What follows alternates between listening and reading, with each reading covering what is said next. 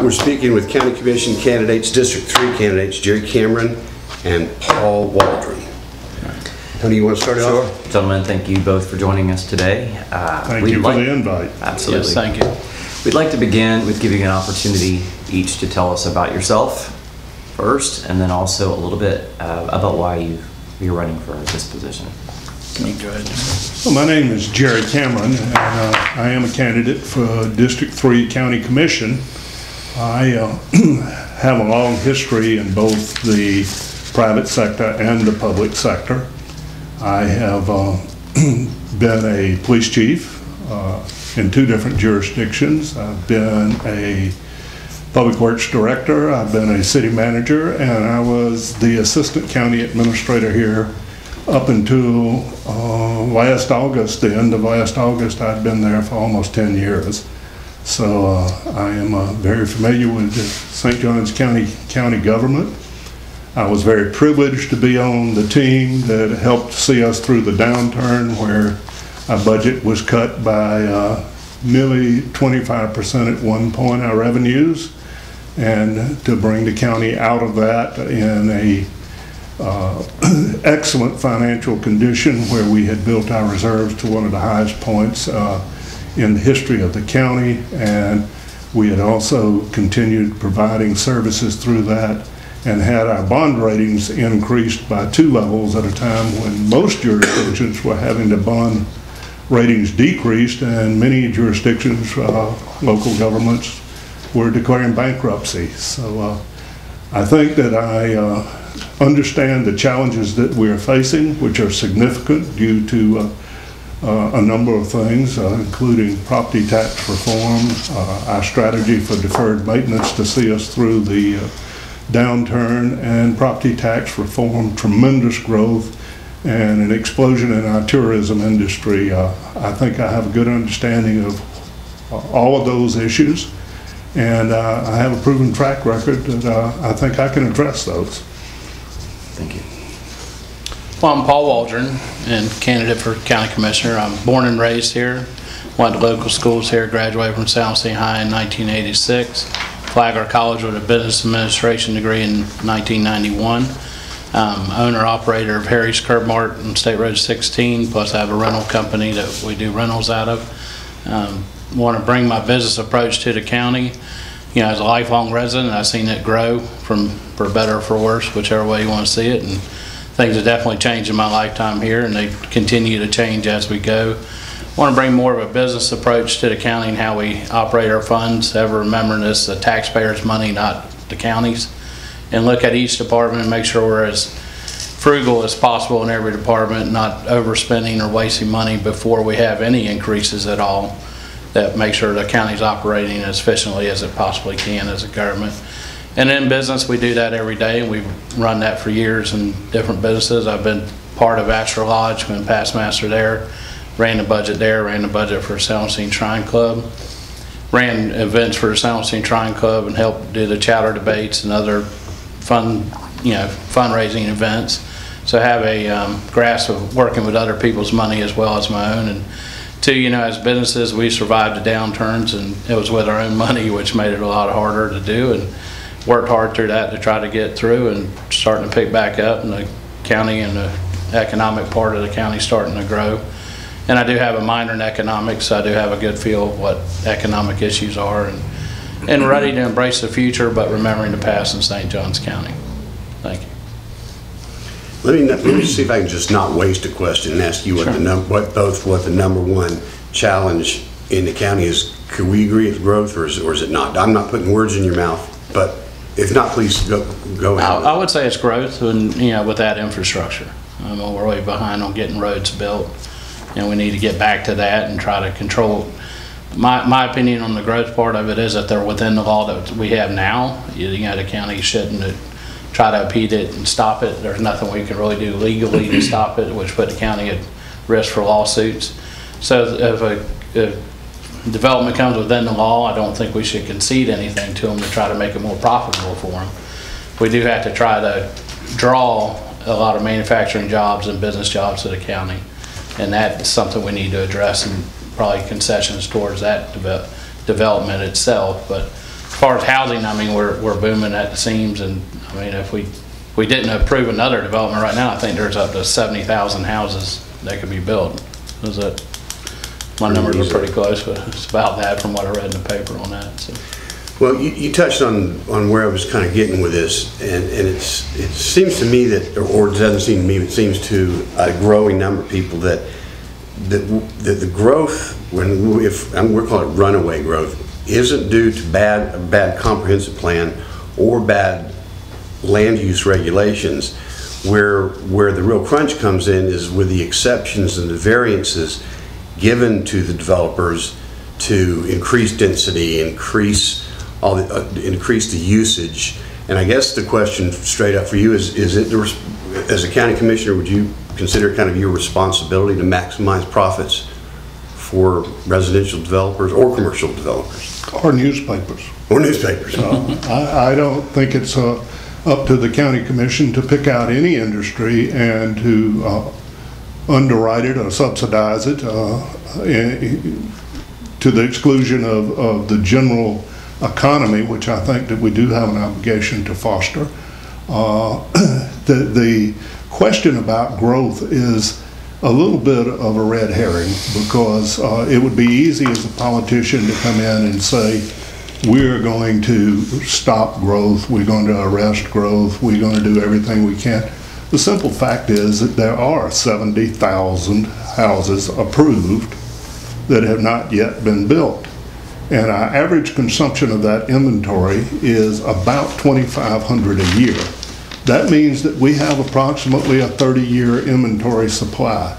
So to say that you're somehow going to affect that through some management that you have, unless you really did want to get into illegal imbroglio, but you just can't do that. And what we do have to do with growth is we do need to make sure that any future growth is quality. We need to make sure that we continue to set aside large conservation areas, that we continue to protect the areas in sensitive wetlands. We need to make sure that going forward that we don't look like South Florida. And we got a good start on that. If you take the Nocatee, there was approximately 2,000 acres put into a sensitive area near the Guana. Silverleaf has got another 2,000. If you add all of those up, out of the, I think, 345,000 acres in St. Johns County, 78,000 of that is already in permanent conservation. And if you take out of that your salt marshes and your water, that is about 21% of our land mass. If you add that back in, the salt marshes and water, you get up to about 31% that's in permanent conservation. So we need to continue on that track with future development, making sure that we preserve the right kinds of sensitive environmental areas, that we don't increase density in the wrong places, that we thoroughly understand growth management and what you can and you can't do. If you're talking about changing comprehensive plans, we have a lot more latitude than if you're talking about just zoning changes. So it's going to take a real understanding of those issues in order to make sure that we put St. Johns County on a track that will continue to make it a great place to live. I think the question was about density and maximizing density profits. Most of your developments now, they're buying the land raw, and they know what the comp plan is, they know what the density is. I don't feel it's the board's job to increase that density for them to make a profit. If they don't want to make a business decision, say the density is 40 units, if that doesn't work for their plan, then they should look for land elsewhere. If it needs to be 60 to be profitable, or what they want to maximize their profit, they should look for another piece of land. And we do have to have more more environmental sensitive lands held back. You know, with setbacks, we have the nature trails that want to grow, which would help some of that. There's funding coming from the state for that, and the county could certainly help with that. And there's a lot of old easements and out there for beach access and stuff like that that could be used. But yeah, so I mean, I don't feel as a board you're there to maximize any kind of profits or hinder a business, but if you're held within a density, you should hold to that density. I mean, we have enough houses right now that we don't need to increase another density in another area to make it more profitable for somebody. You guys? One of the challenges facing the county is lack of new revenue or lack of revenue to pay for some of the items like infrastructure, road paving, et cetera. What sort of ideas would you support to bring in new revenue streams? Well, first, back to my original statement, I would like to see us make sure we're as efficient as possible and not wasting money before we start increasing anything.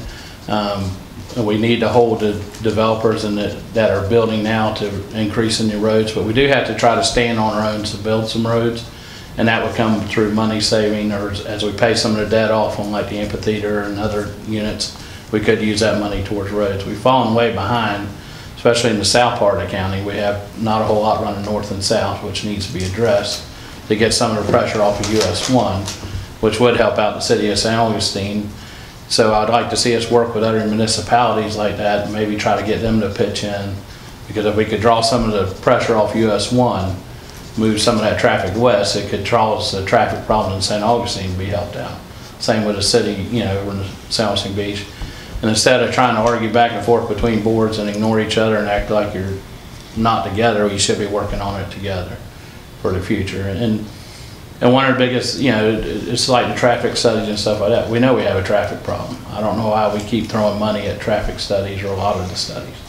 I mean, we know we have that problem. We have a lot of really good educated people that work in departments that can figure that out for us. So that's my thoughts on that.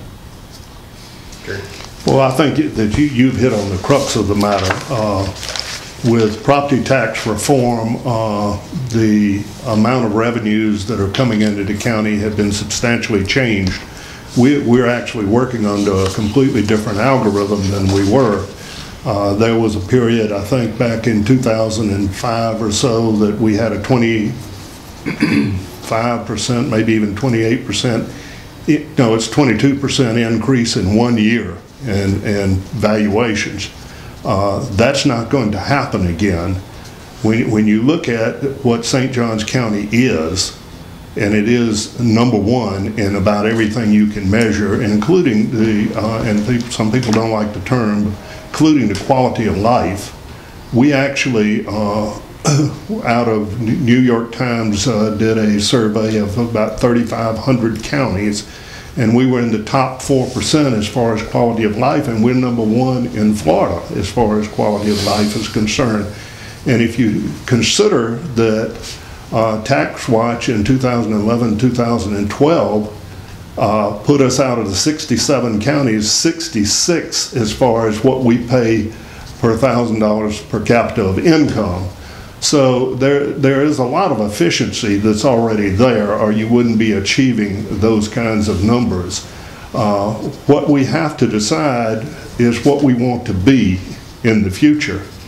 Now, we have to either pay for what we're getting, we're living out of a savings account now, or we have to determine what services we're going to cut. And I think that that's what the Board of County Commissioners has to do in the future, assess what the citizens in this county want, and then provide that in the most efficient way possible. But you can't provide it free. The stuff costs money. I equate it to going to the grocery store and going shopping. You can go down the aisle and you can get beans and rice for $1 a package or $1 a can, or you can get gourmet asparagus and mushrooms for $6 a can, and you get to the meat market, you can buy chicken, you can buy hamburger, you can buy pork, you can buy Chateaubriand. But what you can't do is load that cart up with Chateaubriand and get to the cash register and want to pay for chicken.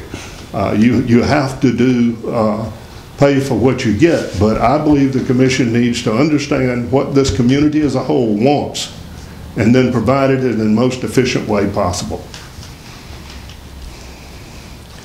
All the owners want to know. Well, I mean, the board has to be in touch with what the citizens of the county want. But being that we maintain, we charge taxes is not based on income, but you have taxes that come in, you have to be as frugal as possible and put the money where it's needed. And the biggest thing I see is sometimes I feel we have more of a spending problem in certain areas than a lack of income. You know, our budget did get cut because of tax savings. We can't operate at a deficit, so the reserves we're tapping into are reserves it was our tax money. So it's not like we're borrowing money because we can't be in debt. So we really have to start moving forward, making people pay their fair share that come in, especially the developers that are developing now, instead of making deals with them where they can get credits towards their impact fees and stuff like that.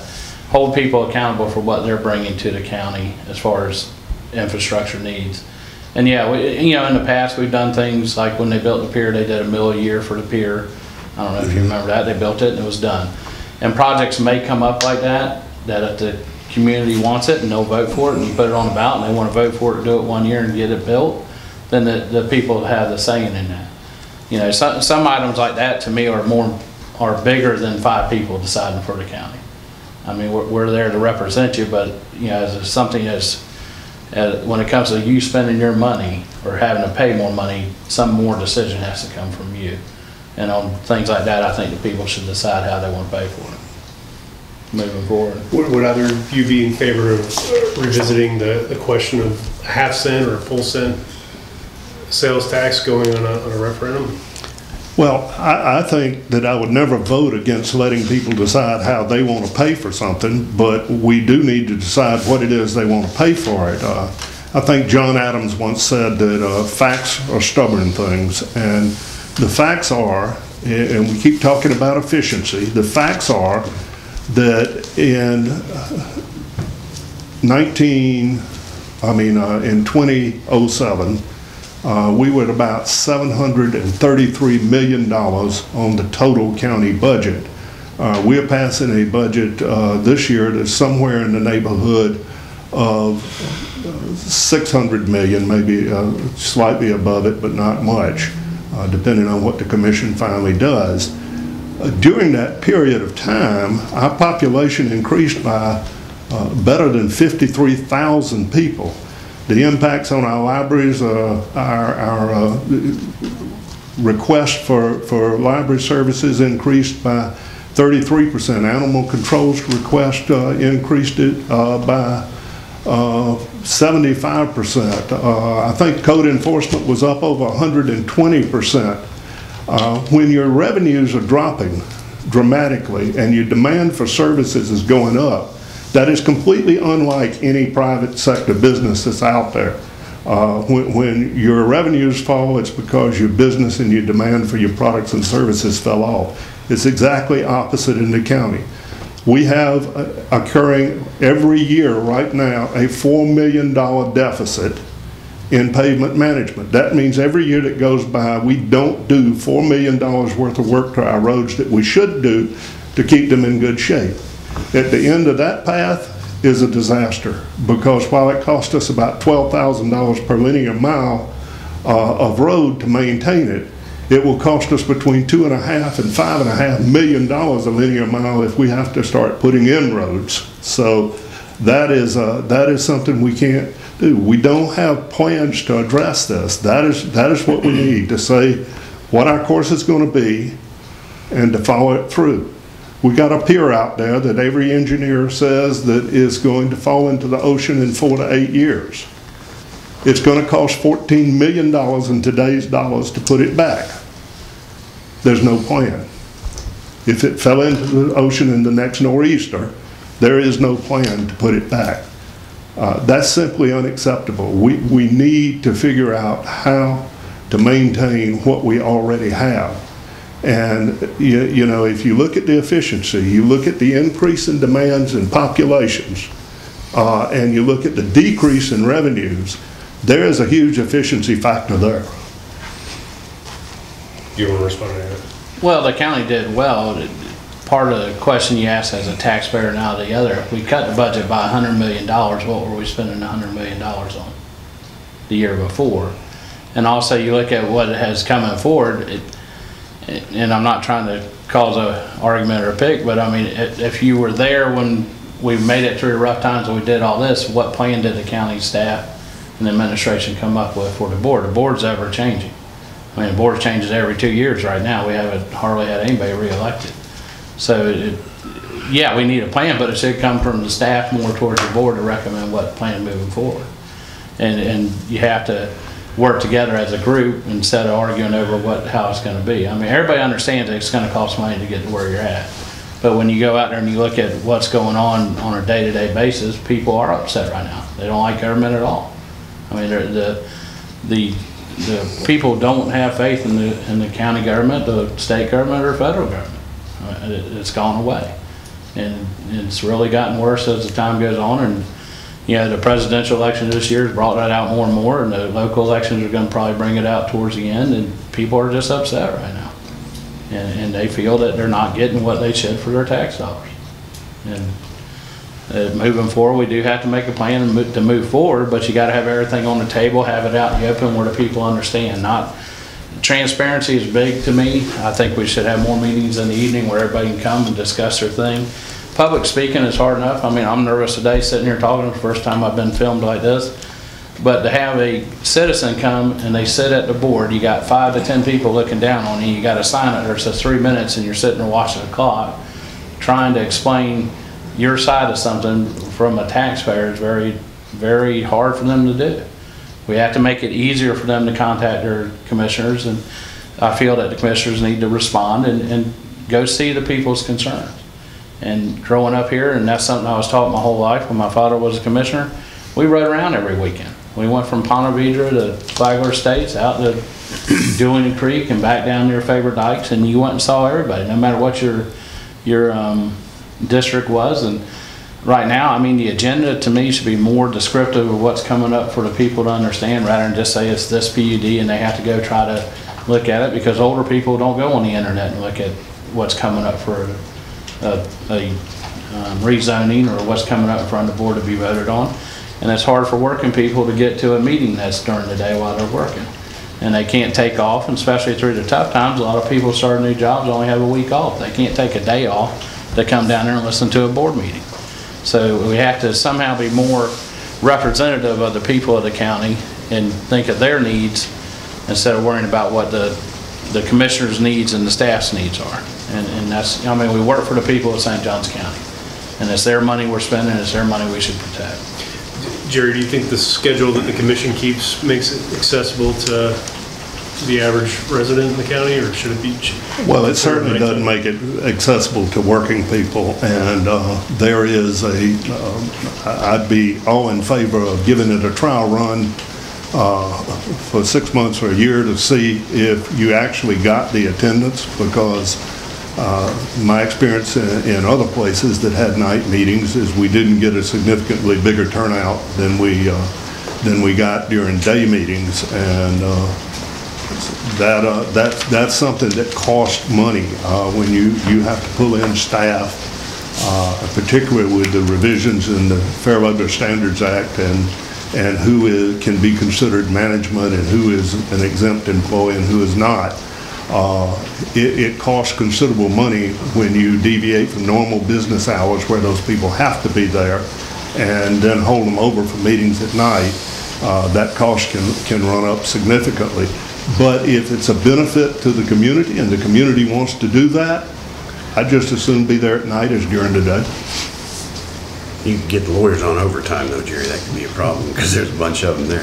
Well, it does create some additional expense, but if the community believes it's worth it, we can accommodate it. Let me ask you two guys to react to something to me, because you both want to be commissioners. I want to go back to one thing first. There was talk about what were we doing with the extra money and this, that, and the other. I arrived there 2007, and the first budget that we put together, we actually did approximately a $3/4 mil cut in the ad valorem tax rate that year. I was part of a team that was told that we needed to reduce the budget that year by $27 million, and we achieved that. And quite frankly, the fruit was so low hanging that we didn't really miss it. And then when you went back the next year and you had to get the next 15 or $20 million, it was a little tougher. And by the time I left, we were still looking for efficiencies. But if you found $100,000, it was a good day. And those efficiencies, that low-hanging fruit that we had back then is gone.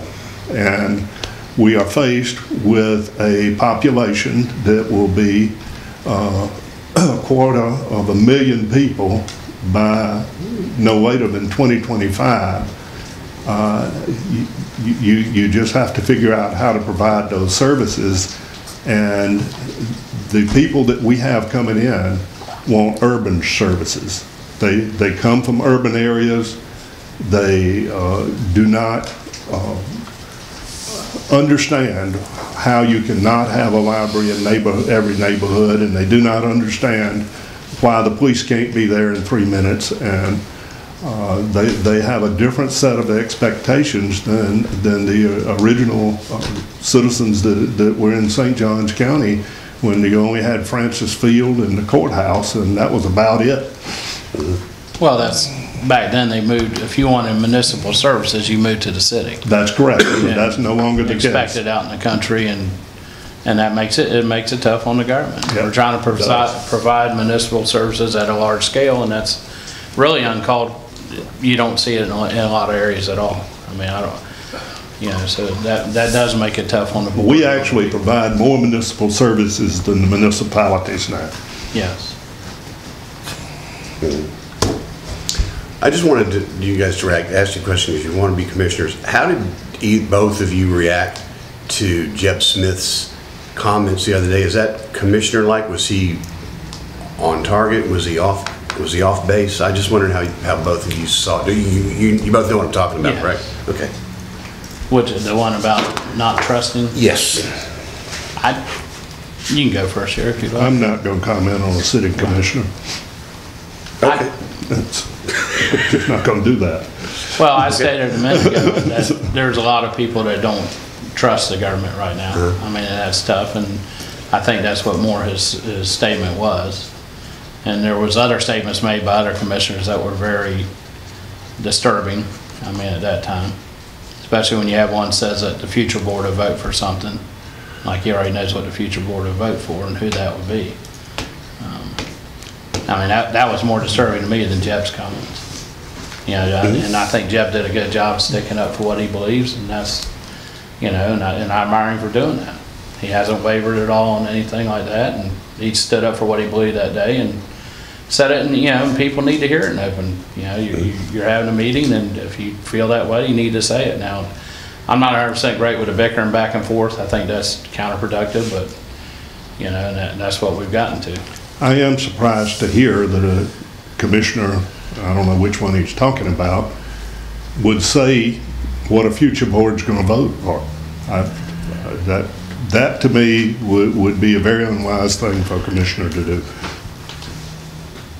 Okay. Are either one of you motivated for office because of things you see wrong with the commission now? The things that you would do? I mean, I don't want to speak about this district commissioner, but just the commission in general. Is it off track in some way that you'd like to push one way or the other? Well, I would probably, on that, I'd like to see more transparency, less of what I don't want to say backroom deals, but stuff that goes on behind the scenes, that a lot of the taxpayers should know is going on, because it does affect every one of them. The level of outside support that's coming into the county now is disturbing, with outside companies pushing money, trying to get, in every election, trying to get what their agendas are across. I mean, you've had unbelievable amounts of money thrown at every race this year, and it's been happening for a while. And and everybody should keep their door open and keep their minds open to talk with everybody, but you really wonder what the outside influences are, and that's the only thing I see. And really, for me, a lot of it while I'm running is for the future of our kids and my grandkids and stuff like that, because I don't want to see us end up like West Palm Beach, where unless you're got a super good job, you won't be able to afford to live in St. Johns County. And that's getting there now. You know, a lot of people talk about affordable housing. Workforce housing is what we need. We need to build the firefighters, the police officers, the teachers, the military people to be able to afford to live here, and they're not. And that's getting harder and harder because of the price of living here. I mean, you see every subdivision you see now says house start around $220,000. The affordable housing thing, they're saying the starting house $152,000. And I don't know how a teacher on $40,000 salary or whatever their starting salary is could afford to buy a house here and live. You know, and we're going to force them to move to Putnam County and Flagler County, and that's really not fair to them. But it's going to hurt us in the long run because as of right now, they won't want to come back here and work if they can get a job there. So we'll start losing quality policemen, quality teachers, quality firemen to go to other areas because that's where they're going to live and that's where they can stay. Well, how can a commission steer people towards affordable housing? You're either making the prices lower on the housing or you're increasing the salaries for those workers. Well, a lot of us, right now, I read a journal the other day, they're saying almost 24% of a house cost is going back to the government. You know, even in affordable housing, we have a program to help it out in workforce housing, affordable housing. Well, the impact fees are almost 10% of the house. The house is $152,000. By the time you take the administrative costs that the state's getting, the county's getting, the federal government's getting, you get down to the impact fees and then property taxes. That person's really paying. We're helping them by subsidizing a little bit, but we're not. The money's still coming back to the county, still coming back to the state. It's kind of like a vicious cycle where even the HUD thing they had, I think it's, if I had the numbers right, I've heard two different numbers, 10 to 20% of that goes to administrative costs. You know, and that's a tough thing to say. If it's $800,000, that $160,000 is going to go to administrative costs instead of to helping the people it's supposed to help. And that's hard for me to swallow, being in business or helping out charities. We all work for charities, and Jerry's belongs to a couple of really good ones like I do. And you know, we give everything away that we get. It's hard to sit there and say, well, gee, we had this thing, we're getting our money back on this HUD thing, but we're going to keep $160,000 to administrate. And I know the cost is there for people to work on it, but you know, we just have to try to be more efficient in some of them areas too. And it's kind of just, to me, a vicious cycle we got into on some things like that. I'm not sure how we get out of it, but we can work towards it. I don't know where you want me to start in that continuum. It started off with why are you running, and it kind of evolved into affordable housing. But I guess I'll start with why I'm running. I really wasn't that excited about leaving St. Johns County. I was part of the Florida retirement system, and when the time came, you had to leave. But what I see now after stepping away from the county and looking at what's going on now reminds me of, and I use historical figures, Ben Franklin, when he came out of the Constitutional Convention and the ladies yelled at him, Dr. Franklin, what have you given us? And he said, a republic, if you can keep it. And I think, rather than to be critical of the administrative team that brought us through the worst economic downturn in anybody's living memory, to have come out of that with the highest level reserves and your credit rating increased by 2 levels, essentially had not substantially cut services anywhere. I think that what the past board and the past administration has given you is the #1 county in Florida at the lowest or almost the lowest tax rate in Florida if you can keep it. And I think that I have a skill set that will enable me to understand the issues that we're confronting and to keep what we've inherited. Did you want to comment on affordable housing at all? Well, affordable housing is a real conundrum. The market drives it, but there is overhead. that's in there, administrative overhead in the form of impact fees, regulations, and the cost of permitting. So it's a lot of things that drive the cost of housing up. The building code drives the cost of housing up. There are ways that the government can approach that. But you understand, if you have impact fees to offset the impact of houses and businesses that are being built to the existing tax base. And it's a question of, should the new growth pay for its way, or should the existing tax base subsidize new growth? Impact fees are a way of addressing that, to keep the existing taxpayer from subsidizing new growth.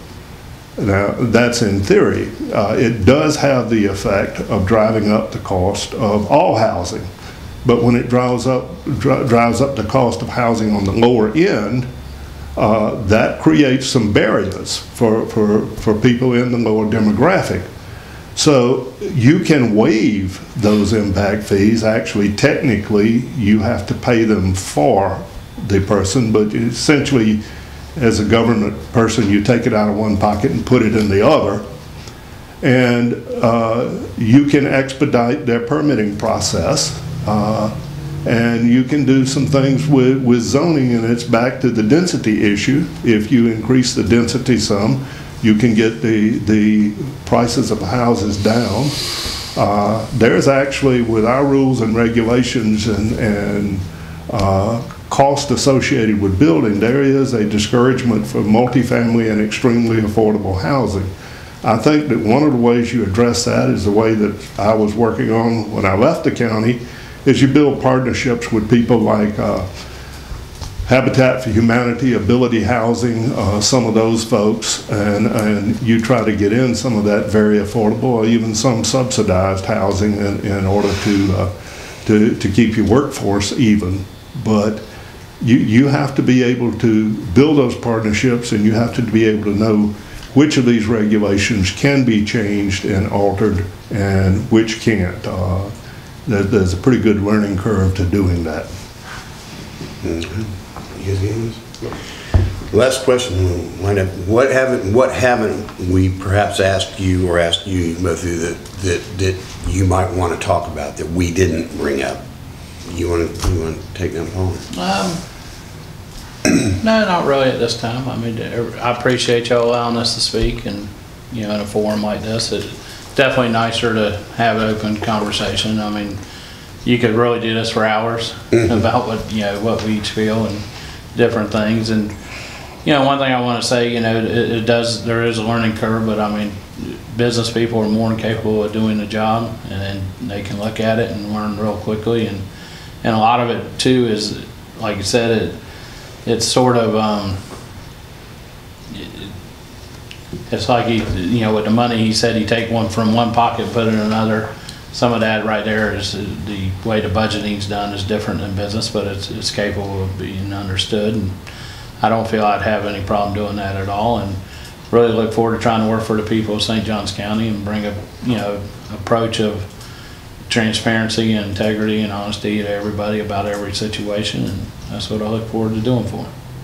Thanks. Jerry? Well, there are a couple of things, and first and foremost, lest I forget, I'd like to thank my opponent. He has run a good, positive campaign, and we have had a good dialogue throughout the campaign, and I couldn't ask for more. I do want to point out the differences between government and business. In a business, you have your checking account that you work with. Maybe you have a reserve fund. In government, they simply take your checking account and they divide it up into over 100 different accounts. And all but just a few of those are so restricted that you can only spend them on very narrow things. And if you have a surplus here and a deficit there, you can't just move the money. It's illegal. And that is something that folks that haven't been exposed to the government process really takes some getting used to. We have had CPAs come to work in OMB, or our Office of Management and Budget, and quit after a few months because they just couldn't comprehend what you have to do with that. We actually have about 6 people that are working 5 days a week just to keep all of that straight. And then you have an oversight over in the clerk's office that makes sure that they've gotten it right. So it is very complicated and difficult to understand that. The other things that are so different than business, and I've been in a number of different businesses in executive positions and entrepreneurial positions, and it was a big learning curve for me. This is one of the few places where you're running a almost $750 or over $500 million a year industry, and the people that make the major decisions can't talk to each other about the business unless they're in an advertised public meeting. The Sunshine Law has a lot of good things about it as far as transparency and stopping backroom corruption. But that is one of the unintended consequences, that you can't call somebody at 10 o'clock at night and say, I had a great idea, what do you think? And that just can't happen in the world where people are obeying the law. Another thing you can't do is you can't call up a contractor that you know is honest, he's been doing business with you 15, 20 years, and say, hey, I've got a little $500,000 project that I really need to get off the ground right away. Can you be there Monday morning? We can't do that. We end up putting about $100,000 cost on top of that to go through our procurement process and specify it out and give everybody a shot at it. So, you know, there are a lot of things that you can do, good business management practices that you can emulate to some degree, but you just simply can't run it like a business because it isn't a business. A profit and loss statement means nothing. A balance sheet means nothing. We work off of a cash flow statement. That's completely different than business. So you have to strive in management to artificially induce that efficiency into it. You have to demand that your employees try and do things the most effective way possible. That's something the private sector doesn't have to do. Your competitor will not let you charge enough to cover inefficiency. He will put you out of business. And that's a built-in control in the private sector that you have to artificially introduce through your management process in the public sector. So there are substantial differences.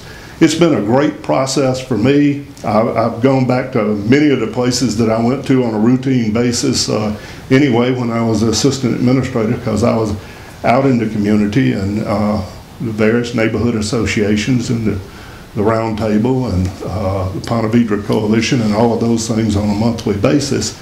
And I've been back in those. I've heard their concerns, and they are genuine concerns about what St. Johns County is going to look like in the future. And I think it's going to take somebody that truly wants to make a contribution, has the experience to make a contribution, and has a track record. Thank you. Thank you, both you guys. It was a pleasure talking with you.